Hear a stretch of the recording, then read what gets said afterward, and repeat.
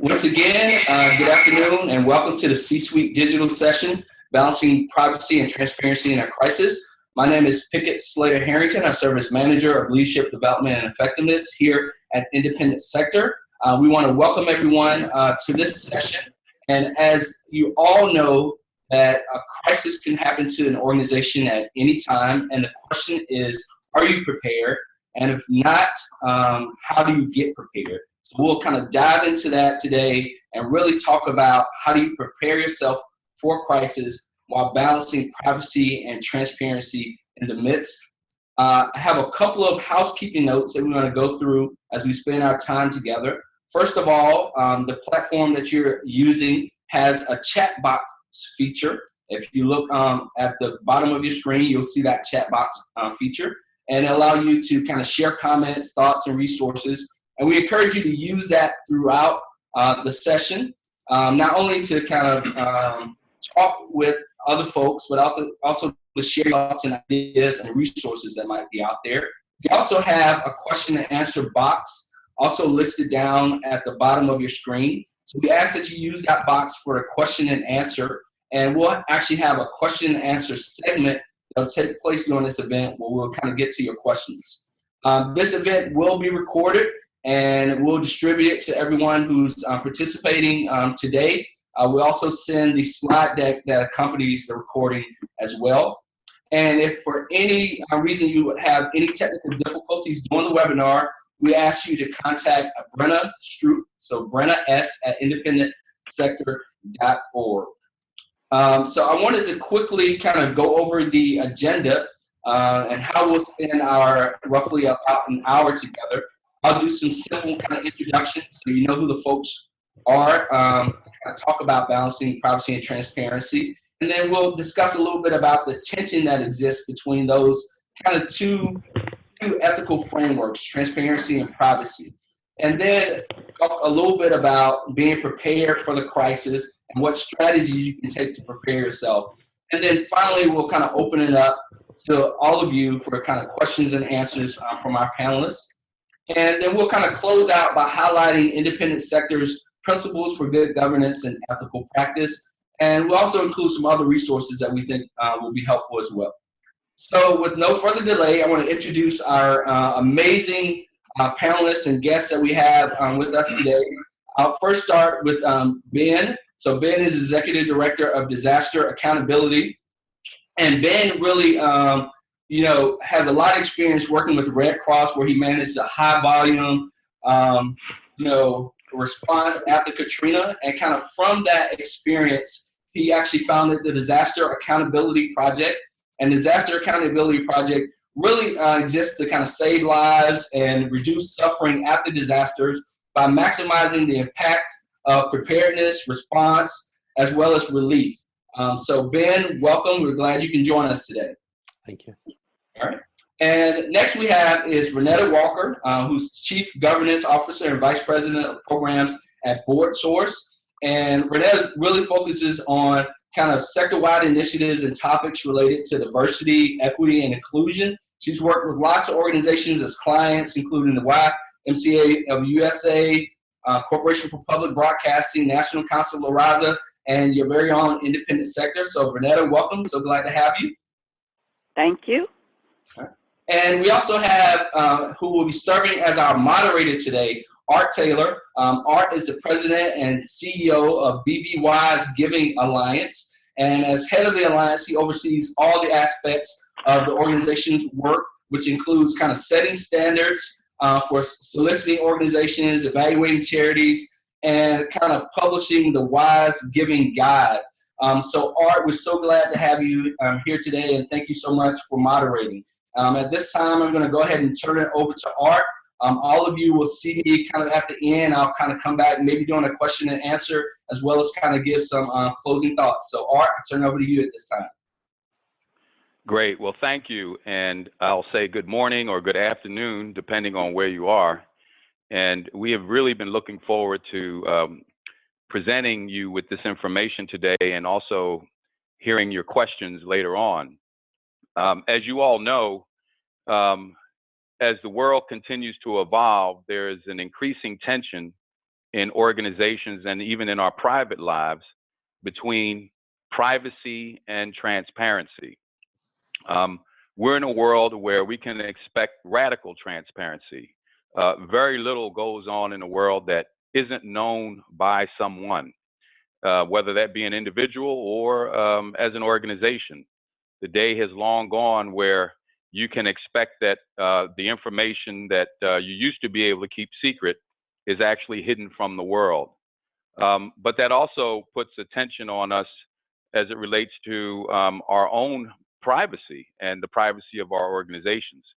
There are times when it is important that we keep certain information to ourselves or to protect people, to keep it private. And this is a great tension that we see in the world today and in our organizations as nonprofits. Many of you may work in organizations where you have clients and you don't want their information to get out, but yet there may be information that can be shared and aggregated in such a way that the entire world can benefit. How do we manage that? And it's especially challenging at the time of a crisis. So what we want to do today is focus more on the crisis side of the communication, which I'm sure you'll generally agree is in time for more transparency rather than less. But it's often also a time when organizations feel that they need to keep certain things quiet in order to avoid what they perceive to be a larger scandal. We're going to talk about those issues today. And to sort of get the whole conversation started, I have a bit of a little acronym that I've created, for purposes of the discussion that I call Riot. And this whole idea of a crisis being, in some cases, a riot for organizations, you might agree, makes some sense. The idea, of course, is that you still need to balance, this privacy need against a crisis. But in the case of a riot, you're probably going to see the need to get more information out rather than less. So Riot basically stands for respond fast, R, manage your internal influences, I, remain open, O, T, take ownership, O, and T, tailor your plans. So responding fast is obviously important during a crisis because, as you know, the longer you take to respond, the more the marketplace makes certain assumptions about your guilt. And yet it's also important to be thoughtful in your communications. So if the only thing you can get out initially is, we're looking into it and we're going to come back to you within a certain time with a response to what you're hearing or what you're seeing, you need to do that quickly. Responding quickly is obviously a very important element of a strategy. Secondly is to balance your internal influences. On many nonprofit boards, you have people from all walks of life.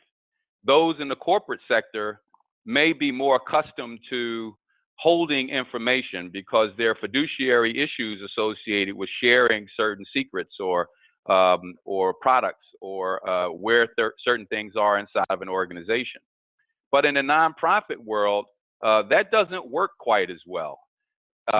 Organizations that hold information are generally not rewarded by doing so, at least in the cases that we've seen. And so helping your board members and helping others in your organization who may have a different sense of how nonprofits ought to operate in a crisis need to be all on the same page, and that has to be balanced. Third is to remain open. And by this, I mean organizations can, in many cases, be helped by sharing information with credible third parties who can help get the truth out. It's not always the media. We're a charity monitoring organization, and whenever there's a crisis affecting one of the organizations we evaluate, we encourage them to get to us first.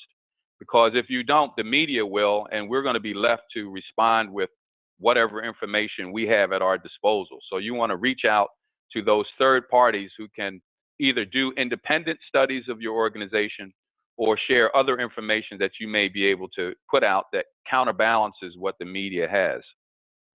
Thirdly, is take ownership. When you do those studies, when you have those third parties out there looking at your organization and creating reports, you want to share those reports with the public and let them see it, no matter what the results, even if they're not as favorable as you hoped. You want to get those out there, and you want to make sure that if there are corrective actions, that you let the world know what those corrective actions are that you're planning to take, and that you follow up regularly and let them know where you are in terms of taking those actions. And then finally is tailoring your plans. Every crisis is a little bit different. And I use the one that is associated often with the former Lance Armstrong Foundation, now known as Livestrong. That was a crisis that affected the organization, but not because the organization itself was doing anything wrong. And that's very different than crises we see affecting other organizations that may have had problems happen internally, but yet are not so much affected by those who are outside the organization, so to speak. So each crisis is a little different. You want to tailor your plans and what you do to reflect those differences. But remember Riot. I think that's a good way to think of a crisis and what you should do. So what I'd like to do now is just have our panelists sort of jump into this discussion a little bit with their own sense of what some of these strategies could be that they're seeing. Vernetta certainly can talk a lot about what we should do in terms of our boards, and I know she has some thoughts about that.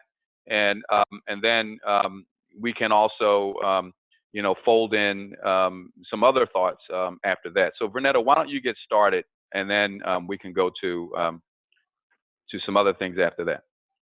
Sure. Thank you, Art. And I couldn't agree with you more in terms of your Riot approach. What I always say, or what I see, is that effective boards will plan for a crisis before it ever hits. And they do that in a number of ways. While you can't always anticipate what the crisis will be, having thought through some different scenarios will help. And I see this as really essential to the board's roles and responsibilities. Oversight for risk management, and that's those things that may be unexpected, and you have to try to look and scan the environment and see where the organization is most vulnerable, is just part of those duties that we expect of board members: the duty of care, duty of loyalty, duty of obedience, all in terms of furthering the mission. Boards that really take on this responsibility, the way I see them handling it, quite often they will turn to their audit committee to really do some due diligence, or perform some due diligence.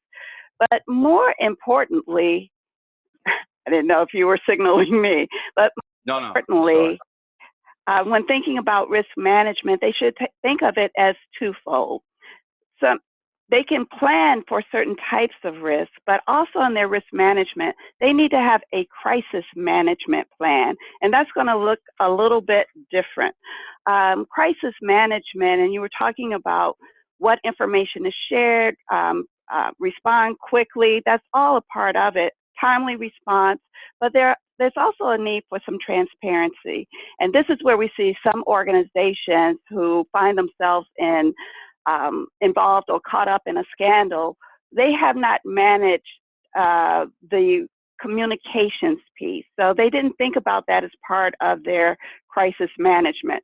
The timely response, boards need to understand that an honest and transparent crisis management response is a signal of strong governance. And if they're not making that connection, then there's a piece missing.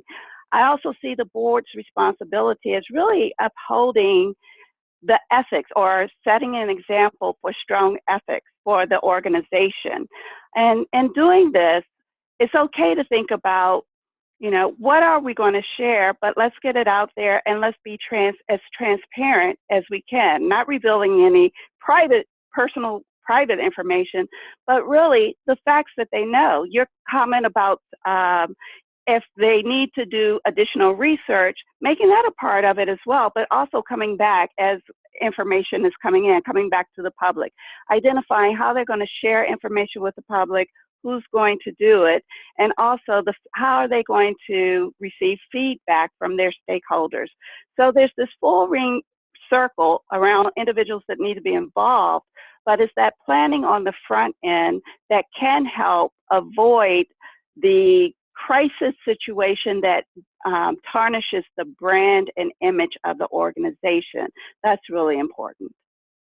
So Ben, what are some of the things that you see that organizations struggle with the most during a crisis? Yeah, I think to really summarize what you've both said, a lot of groups just aren't prepared for these issues to come up, and they're used to controlling the message. They're used to really their public information available is often their annual reports and materials that their PR creates, and they're not used to other people setting the story for them. And so really having a process, knowing what they're going to do when there's a crisis, so that one team member doesn't jump in and sort of take over or hijack the message. And I think when we see organizations handle crises poorly, we see that it may be just the PR department or just legal or just the executive director or a board influencer making decisions about how the organization should proceed. And it really should be more collaborative, and also there should be a plan for that. From the perspective that we're coming from as a watchdog of disaster relief and humanitarian aid, we sometimes get approached by organizations like you are when something's brewing or even before something happens to talk it through, and that will usually diffuse the situation. And so I can't stress enough how important it is for organizations to try to figure out how to address issues before they blow out of proportion. And an example of something that blew out of proportion, after Sandy, we received disclosures from staff at American Red Cross in New York about mismanagement of a recovery program. And we brought these disclosures directly to the leadership of the organization in New York and in Washington, asking for a conversation. And that conversation could have avoided a massive fallout. Instead, we were told the same talking points, and there was no interest in having a conversation about it. We ended up doing our investigation, bringing a complaint to the New York Attorney General's office. There were Wall Street Journal and USA Today stories. We got members of Congress involved. We went to $100 million of Red Cross donors directly about it, and it resulted in a ruling or decision by the Attorney General in New York to compel the American Red Cross to release $4 million because of this mismanagement on top of all this negative publicity.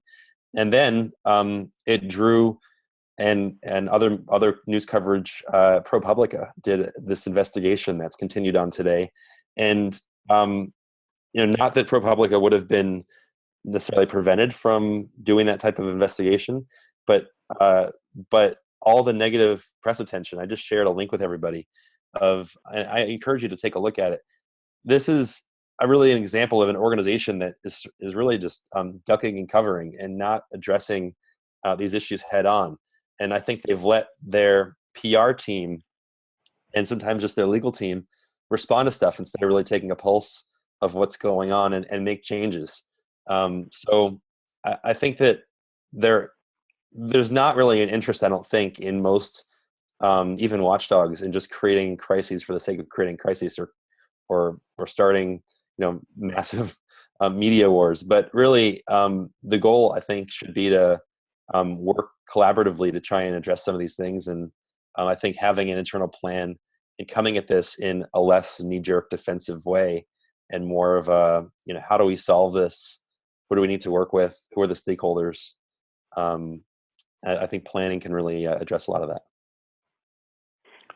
Ben, Art, if it's okay. Go ahead, Vernetta. Yeah. I wanted to follow up on something that Ben said, because he raised a very good point in terms of when Red Cross had an opportunity to have the conversations, they didn't do it, and so you moved forward with the work that you were doing. There was an article a couple of months back in Harvard Business Review that raised this point, and they had some research to support it. They said companies fare worse when the press exposes their problems before they do. And they said, ethically, the choice is really simple. If management is aware of a problem, it's their moral duty. And in this case, I say management and board, and they were looking at for-profit corporations, but management and board, they say it's a moral duty to communicate openly and honestly to all stakeholders involved. In fact, when the organizations failed to disclose information, they faced far greater negative publicity, and people continue to follow that. By contrast, when the organizations voluntarily stepped up and put the facts out there, even when negative press followed, they had diffused it. So it didn't have as much of an impact on their brand and reputation. Well, and that's really important because in most cases, in the case of a charity, the organization is not going to go out of business. They're going to be around later on to pick up the pieces and move on from where they are. There may be people that leave them as a result, but the brand itself will live on. And what you can do during this crisis to ultimately protect the brand is obviously the most important. And we're going to get into some thoughts about how organizations can move on from a crisis and rehabilitate themselves also. But let me just put on a table for the both of you sort of what you might see in the day of a crisis that an organization is going through, and how should they respond, when it hits. So right away, the first thing that happens is they either see a report or something in a newspaper that's negative, and I would suspect that everyone in the organization immediately experiences a letdown. Everyone just sort of takes in a deep breath and holds it, and all of a sudden, you're starting to feel a sense of crisis. Because you think about a charity, when we all come to work for charities, we're all thinking we're the good guys, and suddenly someone now says, maybe you're not so good. The feeling inside of that organization can be, I would imagine, pretty challenging. And so to bounce back from that might be a bit much. So what do we say to organizations when they get that first wind that something is wrong and that the media is about to go after them in some way, or someone has actually gone after them? What is their first, how do they get past that initial shock that someone is actually out there saying negative things about them? Who wants to go first? How about you, Ben? Okay, so I think first of all, I think oftentimes organizations see things coming before they happen like this. I think most of these events are usually predicted, or there's writing on the wall that something's going to happen. It's, I think, rarely a surprise that these types of things happen. And I think it's important for organizations to reassure their staff that this doesn't mean the organization is an all-around bad actor. It doesn't mean that their work is it's not reflective of their work necessarily, and that there's something that's going on beyond them, so that they don't feel like this was caused by them. This is a reflection of the quality of the work that they're doing. And I think that focusing on what are we supposed to be doing as an organization, what is our mission, what is our program, and then how do we fix this problem while ensuring that we're able to maintain our mission and program. Mm-hmm. I agree with that. You said, how do they respond? What's the first reaction? And I hope it's not circling the wagons. I think sometimes in crisis, there's a real opportunity to learn something. And so the response really should be about getting at the truth. And when I say that, let's say the organization dissects the situation, takes a look at, what did we do? If there's something there, if there's really something, more than just smoke, there's a little something there. What did we do? What didn't we do? What do we need to do better? And how do we share that? And then there's some instances where it is more smoke than anything else. Someone catches tail of a story, and before you know it, it just explodes. And it's everywhere. If it's a board and an organization, I'm going to go back to the board in particular, that's really been on top of their game, then they need to be able to demonstrate, they should be able to demonstrate their actions, their decisions, what they've done that has really been all about advancing the mission, not someone's personal interest, not letting things get out of control because they didn't have the right policies or practices in place. When you are really demonstrating and setting the bar where it should be in terms of effective governance and practices, then you can usually talk about what you've done. It doesn't mean that there's not room for improvement, but this thought of just circling the wagons to say, we're good because we're the good guys, we're a nonprofit organization, that's not sufficient. It's not sufficient, especially in this day and age where any type of story can become viral in a heartbeat. So true. And I just think about, those organizations that are, really trying to do good work. And sometimes the nature of what you're trying to do automatically puts you at risk. I think about, for instance, just a random thought, an organization that is working with youth. And then one day a kid shows up with a gun. And so your thoughts are, wow, do we report this kid? What if someone else reports this kid and we didn't report it? But we're worried about something really bad happening to the kid if it does get reported. I mean, you can think of all of the possibilities of negative media coverage. And as an organization, I would say planning is probably so important because you have to have thought through those potential risk areas and maybe have thought about what you would say if some of these things were to come to fruition and you were in front of the media having to respond. And I think for many of us, just doing that work up front and thinking about, where are we potentially vulnerable, not because we're bad people or because we're bad organizations, but just because the nature of the work we do and because of the type of approach that we take to addressing the problems that we're set up to address can sometimes lead to misunderstanding and controversy. And being able to know that and address that up front, I think is really important. I don't know what you guys think, but that was a thought that just came to mind. Mm-hmm. Even using that example that you just gave, I think we see that in action or in play quite often.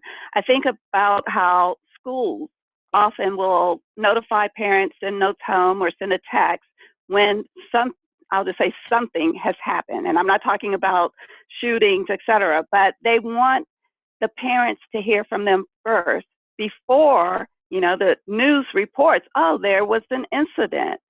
So your very first point, going back to Riot about having a tailored response, really reviewing the facts, looking at the situation, but knowing that something needs to be done or said in a timely manner comes into play. Yeah, and I think transparency is often the best medicine. So if the media or an onlooker thinks that an organization is hiding something, then that's going to make things worse, and it will cause all more questions and more issues to get scrutinized, whether they're legit or not. So really just being open, and I don't think that organizations really need to compromise, real privacy issues to be transparent and open about what's going on and give outsiders, journalists, whoever, a look at what's actually going on. Yeah. So let's talk a little bit about what happens next. So now we have an organization that has been discovered to have done something that they wish they hadn't, and it's in the media now, and they've been dealing with this for some time, and now they're trying to figure out, how do we end this? How do we move forward? What advice might you guys have for those organizations and really for the people inside of them who are living this every day?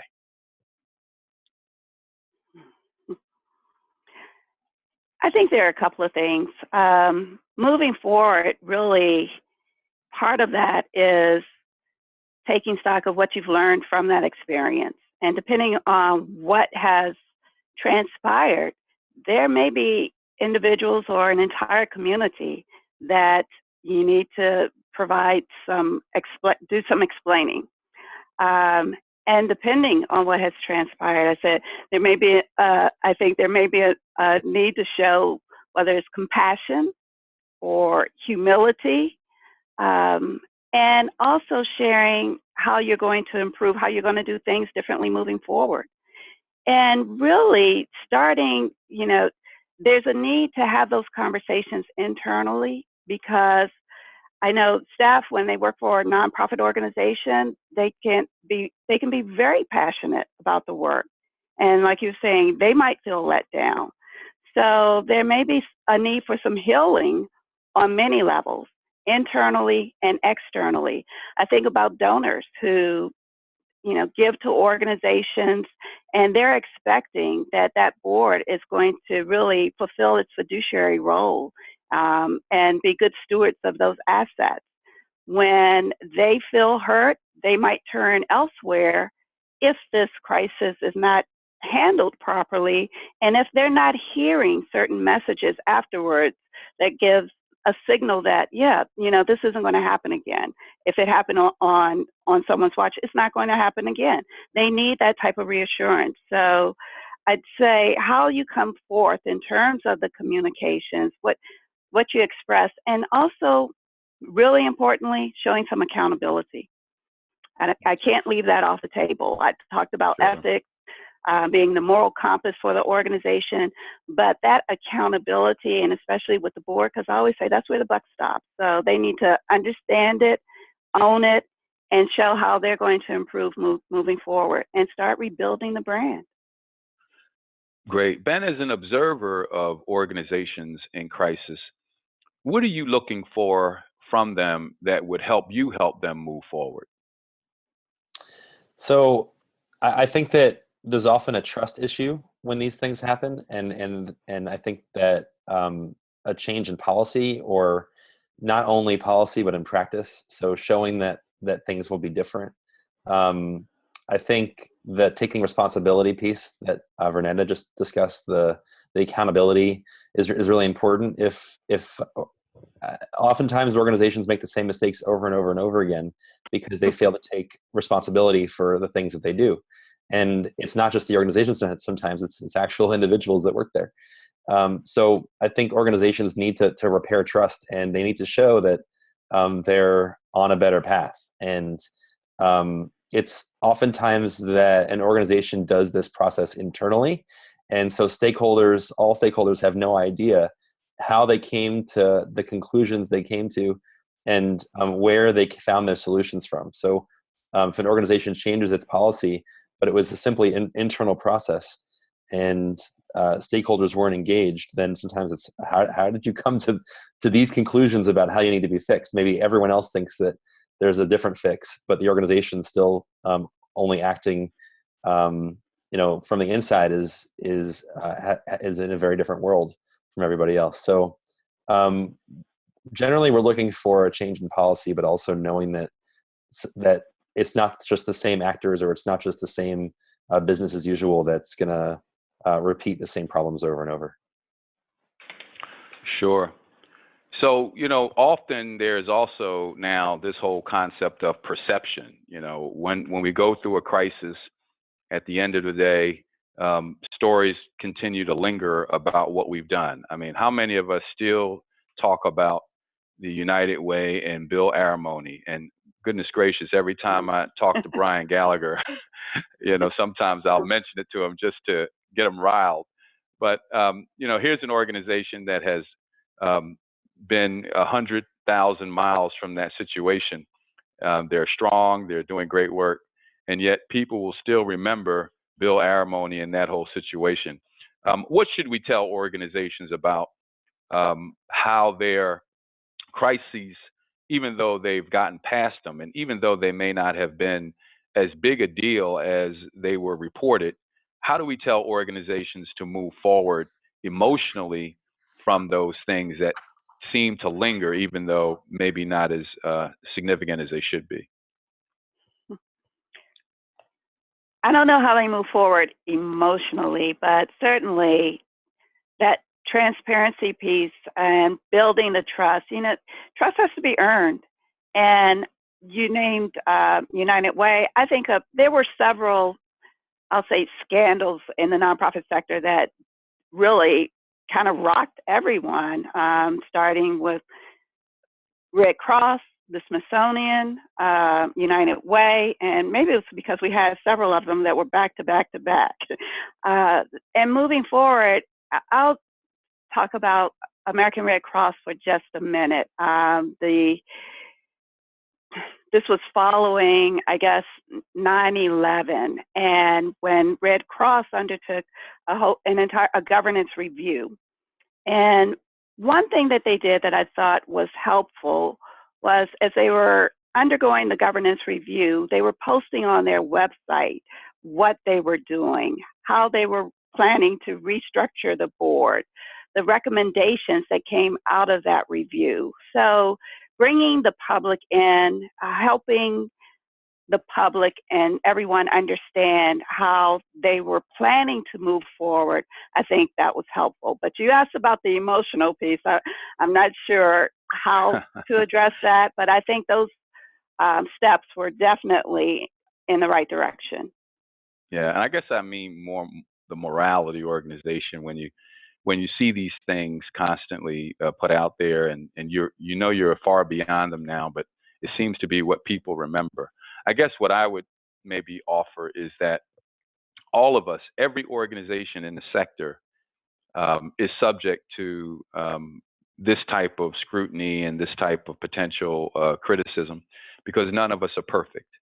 And stories can be written about us at any time by anyone, and whether they be professional journalists or citizen journalists, we're all vulnerable to these. And to some extent, I wonder if we have to get to a place, and I want to use the word emotionally, where we don't take these things so seriously.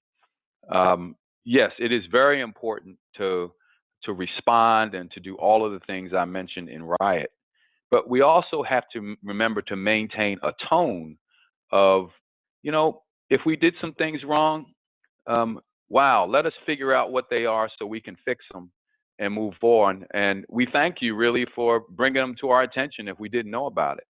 That's a whole different approach than one that is more traditional. How dare someone say something bad about us? We're a great organization, and just because we made a mistake, they're stepping on us. Well, people are going to do that. And we're going to be more vulnerable to these kinds of things as we head into the future than ever before.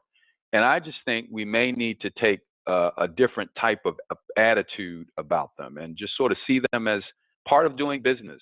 Part of doing business is going to be that day when someone comes in and something about you goes viral and it's negative, and it's just your turn to have to deal with it.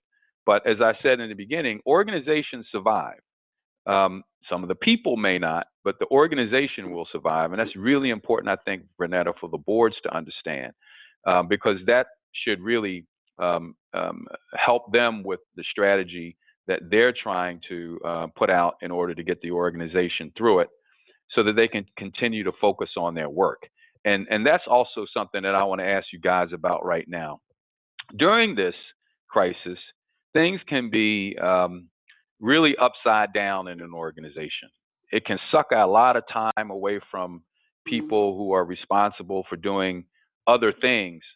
How does an organization stay focused on their mission during these crisis moments?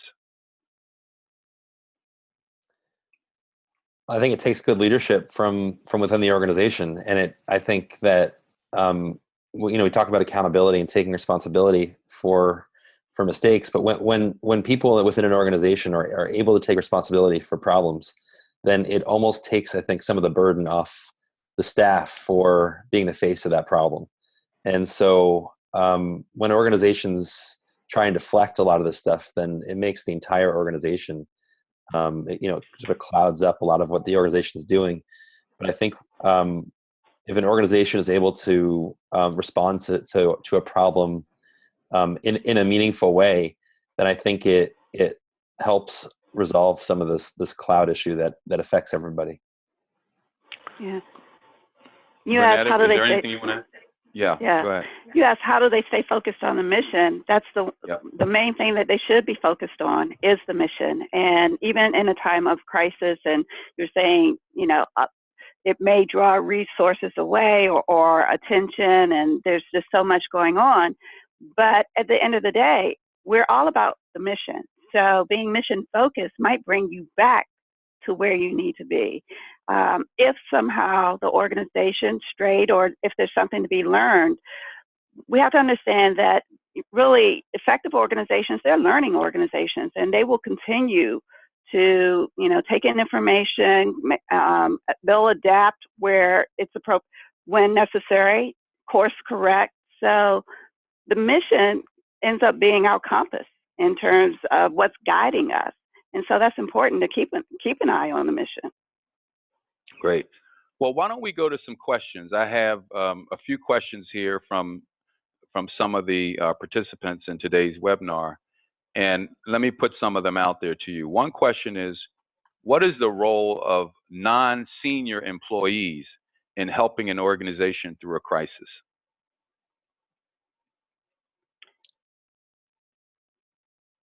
Either of you care to take?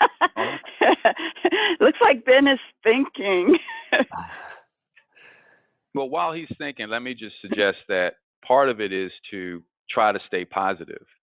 I think that as someone who may not have as much control over what the organization does, I think part of your job as an employee is to do what we just suggested, which is to stay focused on the mission and not be dissuaded from what you're there to do.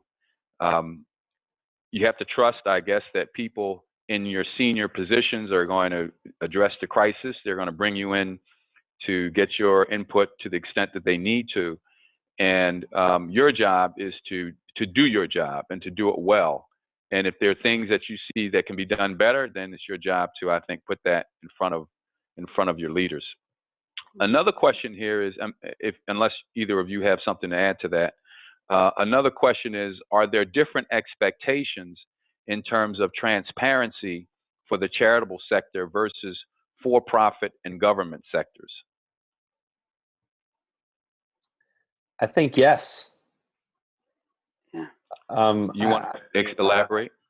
Well, I think that nonprofits and government are both operating essentially on public money, whether it's the tax deduction or direct tax funding. So I think there is a public expectation of more from government and nonprofits, maybe even maybe more from government, but I would argue that nonprofits are supposed to be doing good work, and that's the expectation of the public. So nonprofits need to safeguard that, and I think that to do that, they have to have a higher level of transparency than really anybody else. Yeah, and I think we have an educated public out there that understands that nonprofits are getting a tax break, and also they're supposed to be good stewards of these assets with which they've been entrusted. And for that, the public feels a good deal of ownership in nonprofit organizations, some more than others, but they understand that relationship. So they want to know what's going on, and they're getting smarter about how to find information, how to get it, how to really track and understand how nonprofits are operating and how they're using those resources. Mm-hmm. So do small organizations have different challenges in managing crisis as compared to large organizations?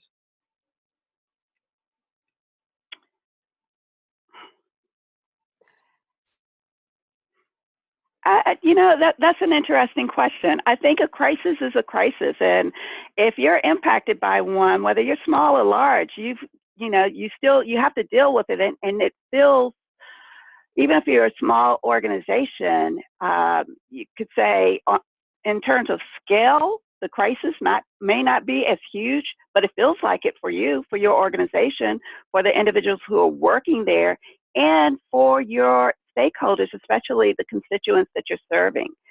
So is it different? And they may not have the resources to throw at it, but they have to figure it out. how they're going to deal with it. And part of crisis, a good piece of crisis management, and a lot of what we've been talking about isn't even about the resources. It's about how you respond, communicate, and follow up. Yeah, I think Art mentioned earlier that most organizations survive these things. So the earthquake might feel a lot stronger as a small organization. And certainly having fewer resources and maybe not even a PR person or a legal team or a huge amount of money that you're sitting on that that will pay your bills when donations stop trickling in, but which makes it all the more important to deal with it in an effective way. So someone wants to know, do we have examples of situations where organizations manage through crisis very well? There's one that comes to mind for me, and actually it's still a work in progress, but I think of the story that broke, I guess it was about a year ago, Sweetbriar College, that they had to close their doors, and that was right on the tail of or right kind of in the middle of what was a capital campaign. And I've been following that one because I thought it was really interesting how it's played out, and we've seen updates in Nonprofit Quarterly. The whole entire board was removed, and the current board chair was she's an alumni of the school. She and her husband had just pledged $1 million to the college before, and she had been asked to, I guess, present at the graduation ceremony. And then a week later gets notice that, oh, we're closing our doors. So in that situation, it was the alumni community that really galvanized to turn the situation around. But during the midst of that crisis, the communication channels really opened up. And I say it's still something that we're watching. We don't know, right now, they managed to meet certain expectations and certain terms that were set by the court, because there's a litigation piece to this. But it's interesting that the school didn't fall, at least not yet, hope it won't. But that was something that if it had been handled differently, if individuals didn't step in and start communicating, and what I'm seeing is that they've made some real changes in terms of their bylaws, bringing in external voices to make sure that they have a say. So really engaging the entire community to rebuild the trust. That's a big piece of this, and give them a voice in what's happening going forward. So I think it speaks to a lot of elements that we've been talking about today, and it's a good story to watch. Yeah. So here's another. Ben, go ahead. Go ahead, Ben. Just very quickly. I think the best crises that were successfully resolved are the ones that we don't even know about. And so both of our organizations receive lots of communications, I think, from, for us, it's emergency managers or charities involved in disasters, coming forward and disclosing a problem and then talking about how to resolve it. And then we don't have to go tattle or write a report or escalate it. And as long as they're on top of it and recognize it and are committed to addressing it, then we expect that it will be resolved. And so I think a lot of these things are preventable. Mm-hmm. Very good. So what is our responsibility in the case of a data breach? This is a tough question, but one that increasingly I guess we're going to have to be able to answer. We have sensitive information on clients or about different things. Some hacker comes in and gets a hold of it. What's our responsibility? I think a good bit of the responsibility there is on the front end, and this comes in with the risk management. What are the protocols that the organization has in place, and is the board and management, are they on top of that? Because it's become an expectation that we have to protect sensitive information, private information, I can tell you here at BoardSource, and this comes to mind because I just completed mine last week. Every employee here has to complete a privacy training, a training to make sure that everyone has at least a threshold basis of knowledge around how to protect sensitive information. But then there are other protocols that organizations need to have in place for data, electronic information, et cetera. Well, my rule of thumb is if we've failed in protecting information, then we have every responsibility to let people know that so that they might take action to protect it themselves. And I think there are, many examples of this, more so in the corporate sector, that we can probably look to see, what some of the right answers are. But anyway, if a disaster hits an organization, what are we required to tell the government, if anything, beyond normal financial reporting? And I would suspect this might apply more to organizations that are receiving government funds, but it could also apply to ones that aren't. I'm not sure what requirements sort of goes to, I guess, a legal issue more so than an ethical one. But I would suggest that any organization in that situation refer back to its documents that form the relationship between them and government, and see what is codified in those agreements, because usually government is going to be pretty specific in terms of what it expects during those times of crisis. Are there exercises that boards can do to help prepare our organizations for crisis? Yes. Okay. And I'm going to go back to, this goes back to my opening comments about effective boards really do planning on the front end. They may assign certain tasks to the audit committee, but on the front end, just thinking through what could possibly happen in the risk management planning, doing some scenario planning, ensuring that there's a recovery and program and business continuity plan in place for certain types of crises or emergencies. And here's another thing, and this might seem like it's lower on the list, but I think it's really important.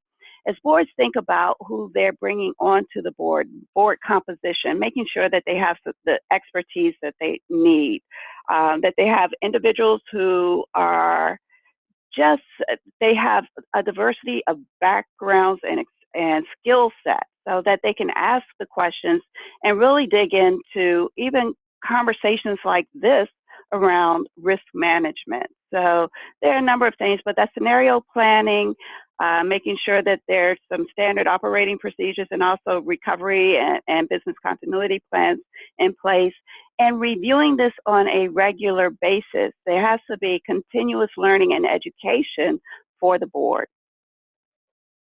Great. Well, we're right at 1:56, so we have a few minutes to go, and I think it's probably a good idea to turn it over to Pickett right now, who can give us some insight on the principles for good governance and ethical practice that IS has put together that may pertain to this subject.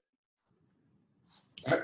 Well, thanks a lot, Art, and thanks a lot to both Ben and Vanetta for this wonderful kind of session about kind of transparency and privacy. And while we talked about it in the context of crisis, I think it also has really great lessons for just as we think about transparency and privacy in general as we kind of do our normal operations as charitable organizations. I wanted to take this time to highlight a great resource developed by independent sector and our entire membership body. It's the Principles for Good Governance and Ethical Practice.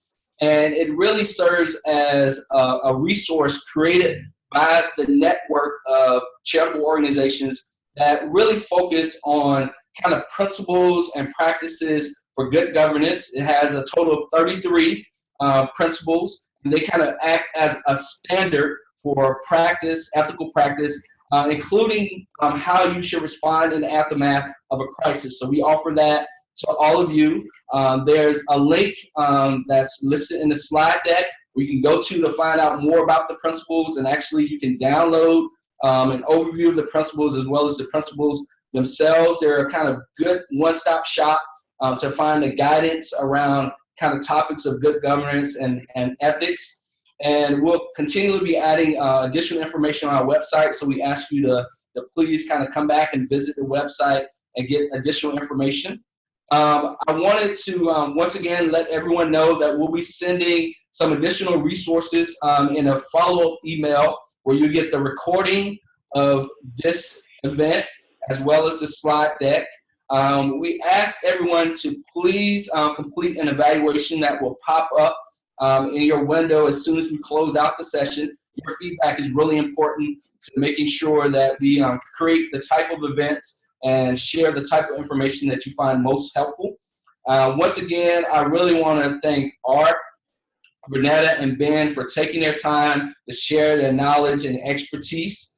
And most of all, we want to thank you, the participants and viewers, for all of your questions and for being with us today. And we definitely look forward to seeing you at the next C-Suite Digital Learning event. So Art, Ben, and Renetta, thank you, and we'll see everyone next time. So good evening, everyone.